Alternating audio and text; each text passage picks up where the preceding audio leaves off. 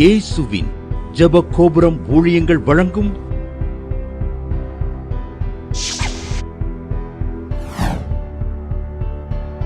நம்பிக்கையிலே சந்தோஷமாயிருங்கள்.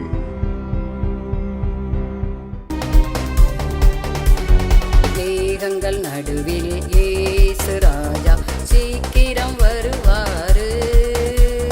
நீயும் நானும் அவரது வருகை நிச்சயம் சென்றிடுவோம். மேகங்கள் நடுவில் இயேசு ராஜா சீக்கிரம் வருவாரு. நீயும் நானும் அவரது வருகை நிச்சயம் சென்றிடுவோம்.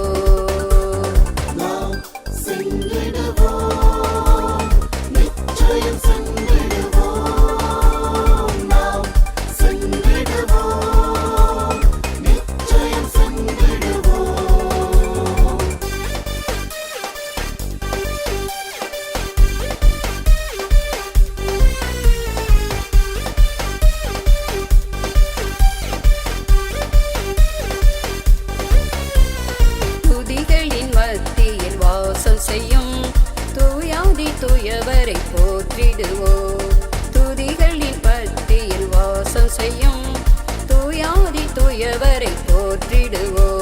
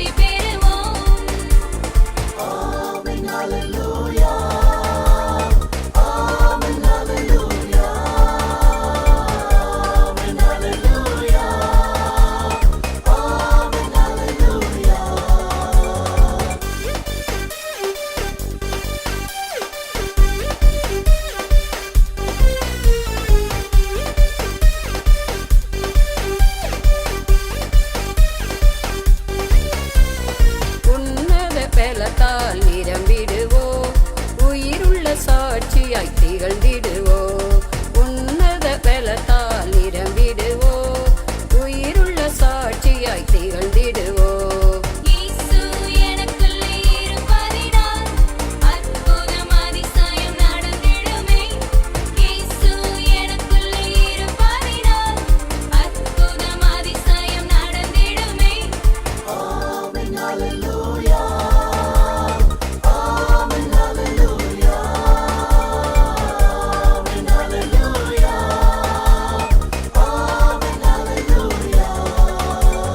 மேகங்கள் நடுவில் இயேசு ராஜா சீக்கிரம் வருவாரு. நீயும் நானும் அவரது வருகை நிச்சயம் சென்றிடுவோம். மேகங்கள் நடுவில் இயேசு ராஜா சீக்கிரம் வருவாரு. நீயும் நானும் அவரது வருகை நிச்சயம் சென்றிடுவோம்.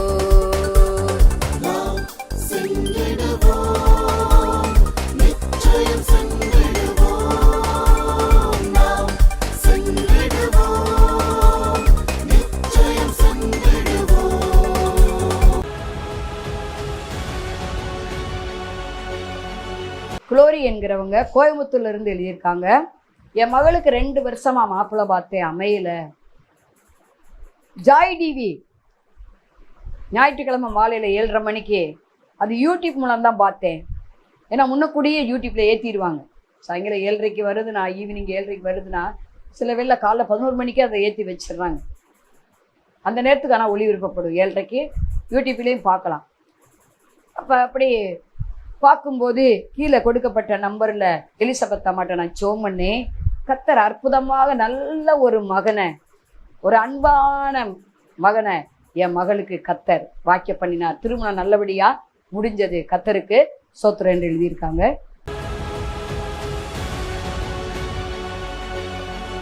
ஆண்டவராகிய இயேசு கிறிஸ்துவின் நாமத்தினால அன்பான வாழ்த்துக்களை தேவ சமூகத்திலிருந்து கூறுகிறோம். அல்லேலூயா. இந்த வருஷத்தின் 11வது மாதத்துக்கு கர்த்தர் கடந்து வர உதவி செய்தார். அல்லேலூயா. எத்தனை பேர் ஆரம்பத்தில் இருந்தவங்க, வருஷம் முதல்ல ஜனவரியில் இருந்தவங்க இன்றைக்கி அநேகர் இல்லை. ஆனால் உங்களை என்னை ஆண்டவர் ஜீவனோடு வைத்திருக்கிற ஒரு நோக்கம் உண்டு. அல்லேலூயா. அவருடைய வேலையை நம்ம செய்யணும். பார்ட் டைமோ ஃபுல் டைமோ செய்யணும். அல்லேலூயா. Thank you Jesus. அல்லேலூயா. எதுக்கோ நேரம் இருக்குது. இனிமேல் நம்ம அதிகமாக ஜெபிக்க வேண்டிய கட்டாயத்துக்குள்ளே வந்திருக்கிறோம். ஜெபிக்கிறவங்கள ஆண்டவர் கைவிட மாட்டார். துதிக்கிறவங்கள கைவிடவே மாட்டார். அல்லேலூயா. உங்கள் வாயை கர்த்தர் நகைப்பினால் மாற்ற விரும்புகிறார். அல்லேலூயா. அப்படின்னா சந்தோஷத்தினால, நல் விசேஷத்தினால என் இருதயம் பொங்குகிறதுன்னு காவிராஜா சொல்கிறாரு. நம்ம இருதயம் நல் விசேஷத்தினால பொங்குதா? அல்லேலூயா. அரிகாதா காலாபாராமோய். அல்லேலூயா. அநேகர் ஆவிக்குரிய வாழ்க்கையில் பின்மாற்ற அடைந்திருக்கிறத நான் பார்க்குறேன். அல்லேலூயா. ஒரு காலத்தில் எல்லா ப்ரேயருக்கும் ஓடி ஓடி ஓடி வர்றவங்க இன்றைக்கி அப்படியே டவுன் ஆகியிருக்காங்க. ஏன்னா அவங்க கேட்ட படி நடந்துருச்சு. ஆண்டவர்கிட்ட அழுது விண்ணப்பம் பண்ணாங்க, மீட்டிங்கெலாம் வந்தாங்க, பிள்ளைகளுக்கு திருமணம் ஆயிடுச்சு, குழந்தை கிடச்சிருச்சு, வீடு வாங்கியாச்சு, கார் வாங்கியாச்சு, அது வாங்கியாச்சு, இது வாங்கியாச்சு, இனிமேல் ஆண்டவர் தேவையில்லைன்னு அநேகர் பின்மாற்றம் அடைகிறாங்க. அப்படி இருக்காதீங்க. இம்மைக்காக ஆண்டவரை தேடி வந்தீங்கன்னா இந்த உலகத்தில் இருக்கிற எல்லா ஜனங்களை பார்க்கிலும் பரிதபிக்கப்பட்டவர்களாக மாறிப்போம் என்று பைபிள் எச்சரிக்கிறது. இம்மைக்காக நம்ம தேடி வரக்கூடாது, மறுமைக்காகத்தான் ஆண்டவரை தேடி வரணும். அப்போது இம்மைக்குரிய காரியங்கள் நமக்கு சேர்த்து கொடுக்கப்படும். மத்தேயு 6ஆம் அதிகாரத்தில் நம்ம வாசிக்கிறோம். 33ஆம் வசனத்தில் மத்தேயு 6ஆம் அதிகாரம் ஃபுல்லாக நீங்கள் படித்து பாருங்கள். ஆண்டவர் தெளிவாக சொல்கிறார். முதலாவது தேவனுடைய ராஜ்யத்தை நீதியும் தேடுங்க, அப்பொழுது இவைகள்லாம் உங்களுக்கு கூட கொடுக்கப்படும். ஆனால் இன்றைக்கி அநேகர் என்ன பண்ணுறாங்க, சுகமில்லை, செய்வனக்கட்டு, மந்திரக்கட்டு அப்படி வர்றாங்க. வந்து அது கிடைச்ச உடனே அநேகர் வழி விலகி போகிறாங்க. அப்படி இருக்கக்கூடாது. தொடர்ந்து இந்த தேவன் சதா காலங்கள் நம்முடைய தேவன். இவர் மரணப்பரியந்த நம்ம நடத்துவார். ஆகவே மரணப்பரியந்த நம்ம உண்மையாய் அவரை பின்பற்றினா தான் நம்ம ஜீவ கிரீடத்தை பெற்றுக்கொள்ள முடியும். நமக்கென்று ஆண்டவர் பல கிரீடங்களை வைத்திருக்கிறார். அதை நம்ம பெற்றுக்கொள்வதற்கு நம்ம தகுதி உள்ளவர்களாய் மாறணும். ஆகவே நீங்களும் நானும் எச்சரிக்கையாக இருப்போம். இம்மைக்காக ஆண்டவரை தேடாதீங்க யாரும், மறுமைக்காக தேடுங்க. இன்றைக்கு மறித்தா நம்ம பரலோகம் போவோமா? இன்றைக்கு ஆண்டவர் வருகை வருமானால், ஆண்டவர் வருகை திருடனை போல இருக்குன்னு பைபிள் எழுதப்பட்டிருக்கு. திருடன் சொல்லிக்கிட்டா வருமா? வீடை திறந்து வை, எல்லாம் ஜமனை எடுத்து வைன்னு சொல்லிக்கிட்டா வருவான் இல்லையா? அதே போல் ஆண்டவர் வருகையை நம்ம இந்த வருஷம்தான் வருவேன், இத்தனாம் தேதி வருவேன்னு பைபிளை எழுதலை. ஆனால் இதோ சீக்கிரமாக வர்றேன்னு சொல்லியிருக்கிறார். நீங்கள் எப்போதும் விளக்கில் எண்ணெய் உள்ள அந்த புத்தியுள்ள 5 கன்னிகளாக நம்ம இருக்க வேணும். அசட்டை பண்ணக்கூடாது. ஆமாம் வருவார் வருவார்னு 2000 வருஷமாக தான் சொல்கிறாங்கன்னு நினைக்காதீங்க. நம்ம நினையாத வேலையில் வருவார். அப்படிதான் இருக்குது பைபிளில். நம்ம நினச்சிட்டே இருந்தோன்னா வரமாட்டார். நம்ம நினையாத வேலை எப்போது விழித்திருக்கணும்னு இருக்குது. ஜெபத்தை கூட்டுங்க, அவருடைய வசனத்தில் நடக்க பிரயாசப்படுங்க. இதுவரை நீங்கள் எப்படி இருந்தாலும் பரவாயில்ல, இன்று முதல் உன்னை ஆசீர்வதிப்பேன் என்று ஆகார் 2:19 படி நீங்கள் வாழ பிரயாசப்படுங்க. கர்த்தர் உங்களை கனம் பண்ணுவார். தலையை தாழ்த்தி ஜெபம் பண்ணுவோம். பரலோக பிதாவே சொத்திரிக்கிறோம். வசனம் பொறிக்க பிசாசை இயேசு நாமத்தில் சபிச்சு தழுவுறோம். வசனம் 100% ஒவ்வொருடைய வாழ்க்கையிலும் கிரியை செய்யட்டும். எதுக்காக உங்களுடைய வார்த்தையை அனுப்புகிறோ அதை காரியம் வாய்க்கும்படி செய்யுங்க. ஒன்று கூட தரையில் விழுகாமல் காத்துக்கங்க. இயேசு நாமத்தை பிதாவே ஆமென். இந்த நாள்லேயும் கூட செய்தியுடைய தலைப்பு, என் நாமத்தினாலே எதை கேட்டாலும் அதை நான் உங்களுக்கு செய்வேன். என் நாமத்தில் எதை கேட்டாலும் செய்வேன். ஆண்டவர் எவ்வளவு அன்பா சொல்றாரு. தாய் தகப்பன் கூட அப்படி செய்ய மாட்டாங்க. என்ன கேட்டாலும் நமக்கு வாங்கி தருவாங்களா சொல்லுங்க? யாருமே அப்படி வாங்கி தர முடியாது. யாருமே வாங்கி தரவே முடியாது. ஆனால் ஆண்டவர் சொல்லுகிறாரு, யோவான் 14:14 என் நாமத்தினாலே நீங்கள் எதை கேட்டால் அதை நான் செய்வேன். தகுதியாக இருக்கணும். ஆண்டவர் பார்வைக்கு அது உகந்ததாக இருந்ததை தருவார் இல்லையா? நம்ம பிள்ளைய பாம்பு புத்தில் போய் நான் கையை விடுவேன் அப்படின்னா நம்ம விடுவோமா? விட மாட்டான். ஐயோ ஃபுல்லாக கடிச்சு போட்டோம், அதுக்கு தெரியலை. அதே போல் இன்றைக்கி அநேகர் தெரியாமல் சில விண்ணப்பங்களை பண்ணுறாங்க. அவருக்கு வேண்டிக் கொள்ள போகிறது இன்னதென்று அவங்களுக்கு தெரியவில்லைன்னு ஆண்டவரே சொல்கிறார். ஆண்டவர் பார்வைக்கு அது தகுதியாக இருக்குமானால், அவருக்கு சித்தமானால் அதை வாக்கிய பண்ணுவார். இதுதான் உண்மை. உங்கள் சின்ன 5 வயசு பையன் ஒரே பிடிவாதம் பண்ணுறான்னு, நான் ஏரோப்ளேன் ஓட்ட போகிறேன் அப்படின்னு நம்ம வாங்கி கொடுத்துட முடியுமா? அவன் புரியாமல் சொல்கிறான், அறியாமல் சொல்கிறான். அதுதான் உண்மை. சரி நீ பெரிய பிள்ளையாகு, அதுக்கு படி, அப்புறம் என்ன செய்யலாம், வாங்கலாம் அப்படி தான் சொல்லுவோம். அவனை தேத்துறதுக்காக இப்போவே வேணும்னா. அதுபோல் இன்றைக்கி அநேகர் இப்போவே வேணும்னு கேட்பாங்க. இதே ரட்சணை, இதுவே அணுக்கிற காலம். எல்லாவற்றிற்கும் கர்த்தர் ஒரு காலத்தை வைத்திருக்கிறார். பிறக்க ஒரு காலம் உண்டு, இறக்க ஒரு காலம் உண்டு, நட்ட ஒரு காலம் உண்டு, பிடுங்க ஒரு காலம் உண்டு, கஷ்டப்பட ஒரு காலம் உண்டு, குறைபட ஒரு காலம் உண்டு, நிறைவாக இருக்க ஒரு காலம் உண்டு. நீங்கள் பார்த்தீங்கன்னா ஆதி ஆகமத்தில் இருந்து வெளிப்படுத்தின விசேஷ வரையும் பார்த்தீங்கன்னா எல்லா வாழ்ந்த காலத்துலேயும் வேதத்தில் உள்ள அந்த பரிசுத்தவான்கள் வாழ்ந்த அந்த காலத்தில் பஞ்சம் வந்திருக்கு. ஆபிரகாம் காலத்தில், ஈசாக் காலத்தில், யாக்கோபு காலத்தில், எல்லாருடைய காலத்துலேயும் பஞ்சம் வந்திருக்கிற நம்ம பார்க்குறோம். அகோபு பவுல் சொல்கிறார், அகோபு தீர்க்கதரிசி சொல்கிறார், பெரிய பஞ்சம் வரப்போதுன்னு. அப்போ பவுல் காலத்துலேயும் பஞ்சம் என்ன செஞ்சுருக்கு, வந்திருக்கு. அதே போல் நகோமி காலத்தில் பஞ்சம் என்ன செஞ்சது, வந்தது என்று பார்க்குறோம். ஆனால் பஞ்சத்தோடு அவங்க அழிக்கலாம் ஆண்டவர். இதுதான் உண்மை. இந்த உலகத்தில் ஆண்டவர் சொன்னார், உங்களுக்கு கோத்திரம் உண்டு, ஆனால் என்ன செய்யுங்க, நீங்கள் திடன் கொள்ளுங்க, நான் அந்த உலகத்தை ஜெயித்தேன். யோவான் 16:33 எழுதி வச்சிருக்கிறார். இதை பார்த்து கொண்டு இருக்கிற அருமையான சகோதரியே, என் நாமத்தினால எதை கேட்டாலும் தருவேன்னு சொன்ன ஆண்டவர் சில நிபந்தனைகளை சொல்லுகிறார். ஏன் இன்னைக்கு அநேகர் கேட்டது என்ன பெறாமல் இருக்கிறாங்க அப்படின்னா, தேவ சித்தத்துக்கு மாறாக கேட்கறதுனால பெறுவதில்லை. நம்ம கேட்குறது என்னதென்று அறியாமல் கேட்டுக்கிட்டு இருக்கோம். என் நாமத்தை நீ வீணில் வழங்காதிருப்பாயாக இருக்கு பைபிளில். தம்முடைய நாமத்தை வீணில் வழங்குகிறவரில் தண்டிப்பாருன்னு இருக்கு. ஆண்டுடைய நாமம் எல்லா நாமத்தை விட மேலான ஒரு நாமம். வானம் பூமியை விட உயர்ந்த நாமம். பாதாளத்தை, வேதாளத்தை, சாத்தான, உலகத்தை, மாம்சத்தை ஜெயித்த ஒரு நாமம். பல ஆயிரக்கணக்கான நாமமுடையவர் ஆண்டவர். ஆகவே சொல்றார், என் நாமத்தினாலே நீங்கள் எதை கேட்டாலும் குமாரனை பிதா மகிமைப்படும்படி செய்வேன். யோவான் 14:14 அதிலே 13 வசனம், நீங்கள் என் நாமத்தினாலே எதை கேட்பீர்களோ குமாரனில் பிதா மகிமைப்படும்படியாக அதை செய்வேன். இயேசு மூலம் பிதாவாகிய தேவன் மகிமைப்படும்படி அதை செய்வாராம். ஆரம்பத்தில் ரட்சிக்கப்பட்ட புதுசில் ஆண்டவர் கேட்கறதெல்லாம் தந்துக்கிட்டே இருப்பார். பிறகு ஸ்பிரிச்சுவலில் ஆவிக்குரிய லைஃப்பில் விசுவாசத்தில் பழக்குவிக்கப்படும்படி விசுவாச சோதனை ஆபிரகாம் மாதிரி வரும். அப்பொழுது சோர்ந்து போயிடுவாங்க. கேட்டோன்னே சில காரியங்களை தரமாட்டார். ஆண்டவர் வெயிட் பண்ணுவார், வளர்றதுக்காக, ஆவிக்குரிய வாழ்வில் வளருவதற்காக, விசுவாசத்தில் வளருவதற்காக. விசுவாச பரீட்சை எல்லாருக்கும் வந்துதான் ஆகணும். ஏன்னா நம்ம அப்படி நிற்கலைன்னா, விசுவாச பரீட்சையில் நிற்கலைன்னா நம்ம வேசி பிள்ளைகளாக மாறிடுவோம் அப்படின்னு பைபிள் எச்சரிக்குது. ஆகவே மத்தேயு 7:7 கேளுங்கள் அப்பொழுது உங்களுக்கு கொடுக்கப்படும், கேட்கிற எவனும் பெற்றுக்கொள்கிறான், தேடுகிறவன் கண்டடைகிறான், தட்டுகிறவனுக்கு திறக்கப்படும் என்று பார்க்குறோம்.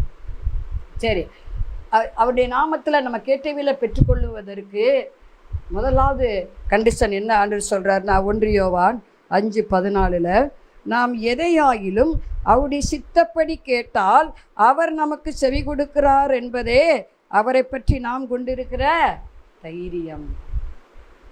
அவருடைய சித்தப்படி கேட்கணும். அதனால தான் குஷ்டரோகியை அழகாக சொல்கிறாரு. குஷ்டரோகிகள் இயேசு இருந்த காலத்துலலாம் ஊருக்கு வெளியே தான் இருக்கணும். மோச காலத்தில் இருந்தேன் தீட்டுன்னு எல்லாரும் சொல்லிட்டு போவாங்க, ஊருக்குள்ளே விட மாட்டாங்க. அப்படிப்பட்ட ஒரு குஷ்டரோகி இயேசு வாழ்ந்த காலத்தில் தைரியமாக இயேசு முன்னாடி வந்து கேட்குறான், ஆண்டவரே உமக்கு சித்தமானால் எனக்கு இதை சுகமாக்கமால் ஆகும். ஆண்டவர் சொன்னார், எனக்கு சித்தமில்லப்பா, போப்பா, ஏப்பா ஊருக்குள்ளே வந்த, ஜனங்களுடைய கட்டுப்பாடு, இந்த ஊருடைய கோட்பாடு, இதை மீறி வந்துட்டேயே, அதனால் உனக்கு நான் சுதந்திரம் மாட்டேன்னு சொல்லவே இல்லை. எனக்கு சித்தம் உண்டு, சுத்தமாகு. நம்ம கஷ்டப்படுவது தேவ சித்தம் இல்லை, நம்ம நெருக்கத்தில் இருப்பது தேவ சித்தம் இல்லை. அவர்கிட்ட இறக்கம் கிடைக்கி வரையும் நம்ம கெஞ்சி கொண்டே இருக்கணும். தாவீதை போல நான் கர்த்தரை நோக்கி கெஞ்சினேன்னு சொல்கிறாரு, மன்றாடுனேன்னு சொல்கிறாரு, அழுதேன்னு சொன்னார், என் படுக்கையை கண்ணீரால் நனைக்கிறேன்னு சொன்னார். சில காரியங்கள் அப்படி அழுதான் வாங்க வேண்டியது இருக்குது. பிடிவாதமாக சில பிள்ளைகள் பாருங்கள், அழுதே சாதிப்பாங்க. இதை கொடுத்தாதான் வாங்கி கொடுத்தாதான் சாப்பிடுவேன்னு அழுதுகிட்டு இருப்பாங்க. பிள்ளைகளை எவ்வளவோ சமாளித்து பார்ப்பாங்க பெற்றோர். அப்புறம் என்ன செய்வாங்க, அது நிறுத்தமாக, சரி நான் வாங்கித்தாரேன், எப்படியாவது என்ன செய்கிறேன், வாங்கித்தாரேன், ஒரு காசு வந்தோடனே உனக்கு வாங்கித்தரேன், சம்பளம் வாங்கிட்டு வாங்கித்தரேன். அப்போ அதை என்ன செய்யும், அப்படியே ஆஃப் ஆகும். வாங்கித்தரேன்னு சொல்லிட்டேன் பாரு, அதவே அது சொல்லிக்கிட்டே இருக்கும். சம்பளம் வாங்கினா என்ன, எனக்கு வாங்கித்தரேன்னு சொன்னீங்களே என்னாச்சு, வேணும்னு நிற்கும். ஆனால் அந்த பெற்றோர் அதுக்காக ஜெபம் பண்ணி, ஒரு வேளை அது தேவையாக இருந்தால் அது வாங்கி கொடுக்கணும், தேவையில்லாததில் வாங்கி கொடுக்கவே கூடாது. அங்கே நம்ம பார்க்குறோம், ஆண்டவருக்கு சித்தமானால் நம்ம ஒவ்வொரு காரியத்தையும் இயேசு எப்படி கையாண்டாரு. பிதாவை நோக்கி ஜெபிக்கும்போது கெத்செமனே தோட்டத்தில் சொல்கிறாரு, இந்த பாத்திரம் என்னை விட்டு நீங்க கூடுமானால் நீங்க ஆண்டவரே, ஆகிலும் என்னுடைய சித்தப்படி இல்லை, உங்களுடைய சித்தப்படி ஆக கடவுது. அப்படியே 3 முறை ஜெபிக்கிறார். தெய்வ சித்தம் மன்றாட்டுக்கு 3 முறை நீங்கள் ஜெபம் பண்ணுங்களேன்.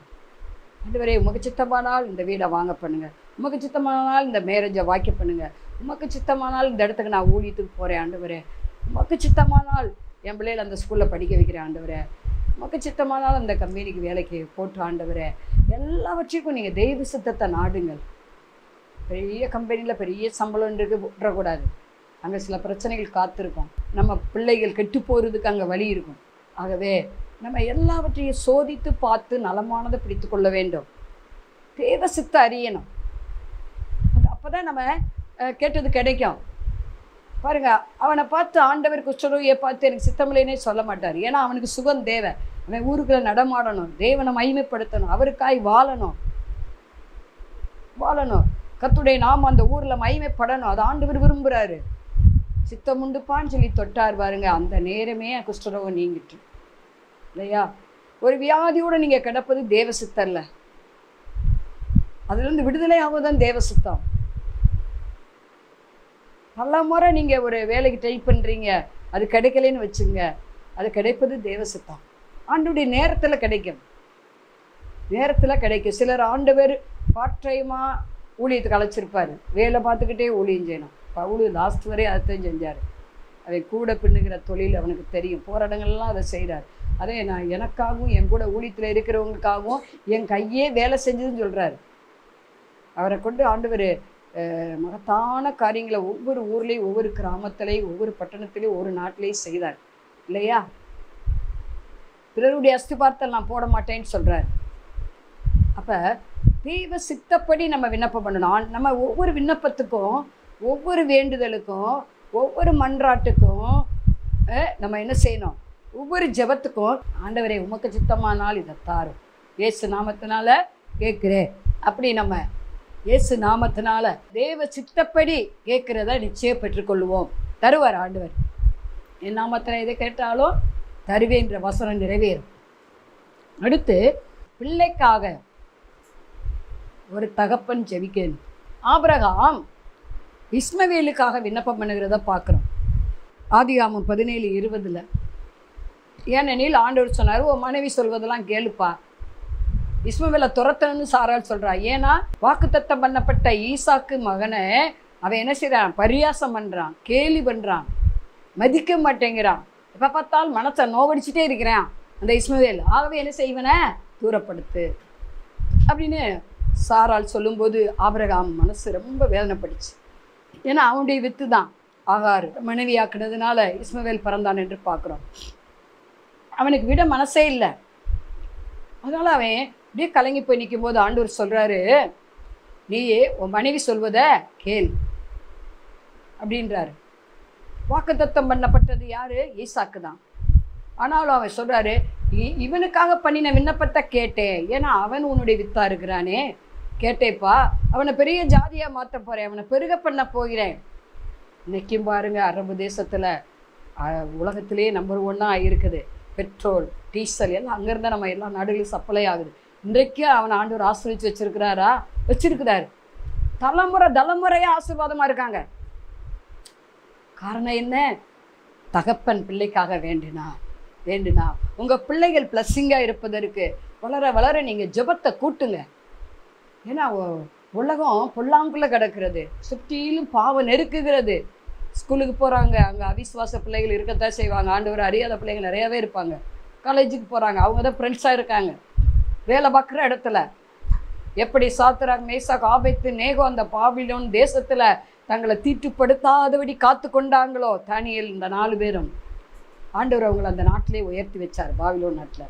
அதே போல் உங்கள் பிள்ளைகளுக்காக நீங்கள் அதிகமாக உபவாசத்து கூட ஜெபம் பண்ணுங்க. பெற்றோர் வாரத்தில் ஒரு வேளை உபவாசத்து ஜெபம் பண்ணுங்க உங்கள் பிள்ளைகளுக்காக. அது இயேசு நாமத்தில் கேட்குறத நிச்சயம் உங்கள் பிள்ளைகளுக்கு ஆண்டவர் தருவார். ஜெபத்தில் பழக்குங்க பிள்ளைகளை. ஆரம்பத்தில் இருந்தே நல்லா வேத வாசிக்க பழக்குங்க. பைபிள் படிச்சியா, ஜெபம் பண்ணியா? எனக்கு தெரியும் ஒரு சகோதரி, அந்த பிள்ளை யூகேஜி தான் போகுது, 1ஆம் கிளாஸ் போகிற ஒரு பையன். நான் ஒரு முறை போயிருக்கும்போது, பைபிள் படிச்சியா, ஜெபம் பண்ணியா, அப்போ தான் சாப்பாடு தட்டை எடுத்துகிட்டு வா, இல்லைன்னா போயிரு, சாப்பிடாமே போயிரு, சாப்பாடு கட்டி வச்சுக்கிறத எடுத்து போகக்கூடாதுன்றாங்க. இன்றைக்கி அந்த பிள்ளைகள் ஆசீர்வாதமாக இருக்காங்க. இப்போ பிள்ளைக்காக பண்ணின விண்ணப்பத்தை ஆண்டவர் கேட்கணும்னா நீங்கள் நான் என்ன செய்யணும்? பிள்ளைகளுக்கு இயேசு பற்றி சொல்லணும். இஸ்மவேல் அவன் எப்படி இருப்பான்னு ஆண்டவர் சொன்ன வாக்குப்படி தான் இன்றைக்கு வரையும் நடந்து கொண்டு இருக்கிறது. ஆனால் நிறைய இன்றைக்கி அரபு நாடுகளில் ஒரு எழுப்புதல் வர்றதை நான் கேள்விப்படுறேன், அவங்க ரட்சிக்கப்படுறதை கேள்விப்படுறேன். ஏன்னா அன்றைக்கு ஆபிரகாம் பண்ணின விண்ணப்பம், பிள்ளைக்காக பண்ணின விண்ணப்பம், எத்தனை பேர் இன்றைக்கி அந்த இஸ்மவேல் இனத்தவர் ரட்சிக்கப்பட்டு அபிஷேகப்பட்டு சபையெல்லாம் வச்சுருக்காங்க. இதெல்லாம் அன்றைக்கு ஆபிரகாம் பண்ணின இயேசு நாமத்தினால தேவ சித்தப்படி கேட்ட விண்ணப்பம். உங்கள் பிள்ளைகளுக்காக நீங்கள் விண்ணப்பம் பண்ணதை ஆண்டவர் கேட்டு அதன்படியே செய்கிறார். அடுத்து 3ஆவதாக ஆதியாகமம் 25:21 மனைவிக்காக நீங்கள் ஜெபம் பண்ணுங்க. முதல்ல தேவ சித்தப்படி ஜெபம் பண்ணணும், ஒரு பாயிண்ட்டு. 2ஆவதாக பிள்ளைகளுக்காக ஒரு பெற்றோர், தாய், தகப்பன் ஜெபிக்க வேண்டும். அங்கே 128 சங்கீதம் 1 என்ன சொல்லுகிறது? ஒரு குடும்ப தலைவன் கர்த்தருக்கு பயப்படுற மனுஷனோ இவ்விதமாய் ஆசீர்வதிக்கப்படுவான். அவை மனைவி வீட்டோரங்களில் வளருகிற திராட்சை கொடியை போல இருப்பார், பிள்ளைகள் ஒளிவு மர கன்றுகளை போல இருப்பார்கள். நீ உன் கையின் பிராச சாப்பிடுவாய், உனக்கு பாக்கினமே உண்டாயிருக்கும். ஒரு குடும்ப தலைவன் ஆண்டவருக்கு பயந்து ஜெபிக்கிறவனாக இருந்தால் அந்த குடும்பம் மேன்மையடையும். அல்லேலூயா. ஏன்னா கிறிஸ்தவர்களுக்கு தலைவராக இருக்கிறார். அநேகர் இந்த வசனத்தை தப்பாக பயன்படுத்துகிறாங்க. எபேசியர் 5 எழுதப்பட்டிருக்குது கணவன் மனைவி குடும்பத்தை குறித்து. மனைவி மேலே புருஷன்மார் அன்பு கூறணும். எல்லாத்துக்கும் நான் கீழ்ப்படி, பைபிளில் சொல்லப்பட்டிருக்கு அப்படின்னு ஆண்கள் அதட்டுறாங்க. அதே சமயத்தில் அன்பு கூற மாட்டாங்க. இவங்களை என்ன செய்யணும்? கணவனை மதிக்கணும். உங்கள் சொந்த புருஷருக்கு கீழ்ப்படிங்கள்ன்றது. சாரால் அப்படியே ஆபிரகாம் ஆண்டவன்னு அறிந்து கொண்டான். இன்னைக்கு அநேகர் கணவனை அடைன்னு கூட கூப்பிட்றாங்க. அதை நானே கேள்விப்பட்டேன், பார்த்துருக்கேன். ஆனால் அவள் என்ன செய்ய ஆண்டவனேன்னு கூப்பிட்டாலாம். அவ்வளோ மதிப்பு வச்சிருந்தா ஆவிக்குரிய தாயாயே சாரால்.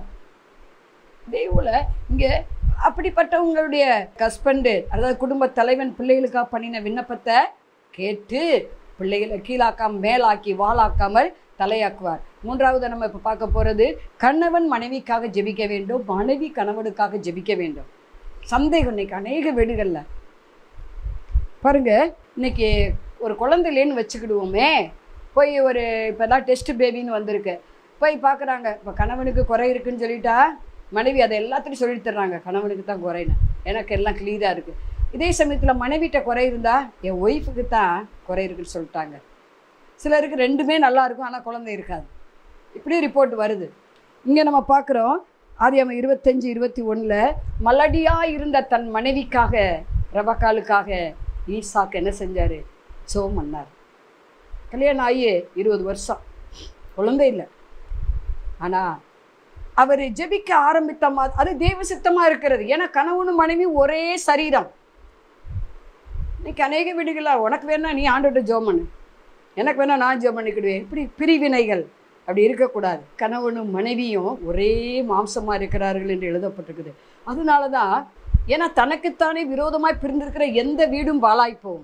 ஒரு ஹஸ்பண்ட் ஒய்ஃப் ஜெபிக்கிறவங்களா இருந்தால் அவங்க பிள்ளைகள் வாழையடி வாழையாக கிறிஸ்துவின் தலைமுறையாக ஆசீர்வதிக்கப்பட்ட சந்ததியாக நிச்சயம் என்ன செய்யும்? மாறும். அப்போ மனைவிக்காக ஜெபம் பண்ணா மலடியாக இருக்கிறத பார்த்து ஆண்டவர் ரெட்டை பிள்ளை பெரும்படி செய்தார். பிள்ளை இல்லாதவங்க ஒரு வேளை நீங்கள் பார்த்துக்கிட்டு இருக்கலாம். ஜெபம் பண்ணுங்க, கணவன் மனைவி சேர்ந்து ஜெபம் பண்ணுங்க, கை கோர்த்து ஜெபம் பண்ணுங்க, தனி ஜெபம் பண்ணுங்க. உங்களுக்கு கர்த்தர் அவங்களுக்கு கொடுத்தது உண்மைனா ஈசாக்குக்கும் ரெபக்காலுக்கும் உங்களுக்கும் தருவது உண்மை. அடுத்து பாருங்க, எதை கேட்கணும் ஆண்டவர்கிட்ட அப்படின்னா, நம்ம விசுவாசத்தோடு கேட்குறது ஆண்டவர் தருவார். மத்தேயு 21:22, நீங்கள் விசுவாசமுள்ள ஜெபத்தில் எவையெல்லாம் கேட்பீர்களோ அவைகள்லாம் பெறுவீர்கள். விசுவாசத்தோடு கேளுங்க. கடைசியாக யோவான் 14:12, நான் பிதாவிடத்துக்கு போயிடபடியினால் என்னை விசுவாசிக்கிறவன் நான் செலுக்கிறீர்கள் இதை காட்டிலும் பெரிய காரியங்களை செய்வான்.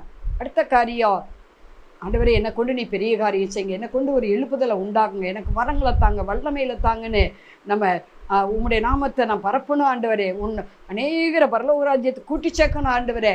அப்படி ஜெபம் பண்ணுறது ஆண்டவர் கேட்டு என்ன செய்வார்? இதெல்லாம் தேவனுக்கு சித்தமான ஜெபங்கள். தலையை தாழ்த்தி ஜெபணும்.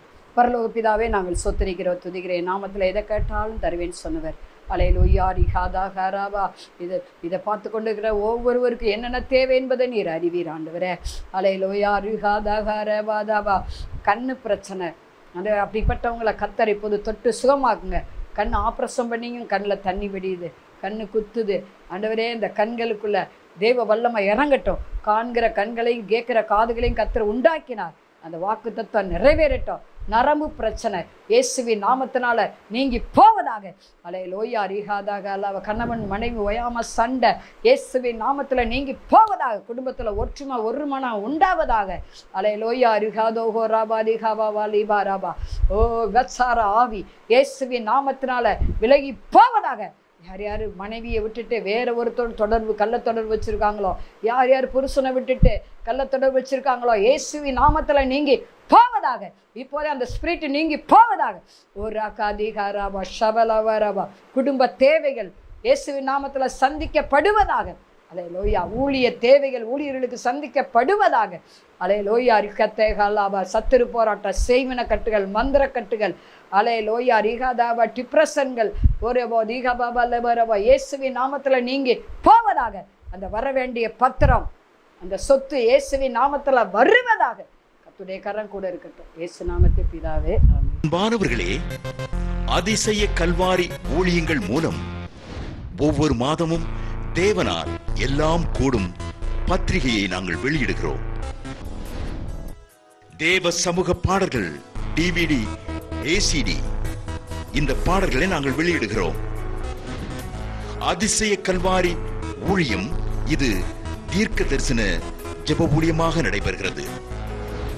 இந்த ஊழியங்களுக்காக ஜெபிக்க காணிக்கையை அனுப்ப தாங்க மறவாதிருங்கள். ஜெபிக்கிற, கொடுக்கிற, உழைக்கிற உங்கள் ஒவ்வொருவரையும் ஆண்டவர் தாமே ஆபிரகாமை ஆசீர்வதித்தது போல சகல விதத்திலும் உங்களை ஆசீர்வதிப்பாராக. ஆமென். அன்பிற்குரியவர்களே, இந்த ஊழியத்தை உங்கள் காணிக்கைகளால் தாங்குபவர்களின் கவனத்திற்கு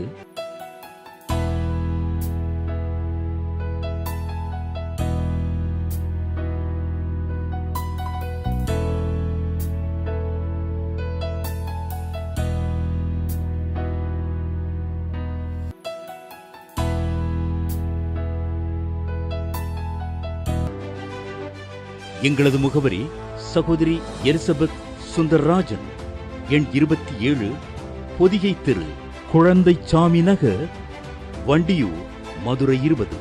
செல்போன் எண்கள் 9484177765 9095328172 மற்றும் 9443930850.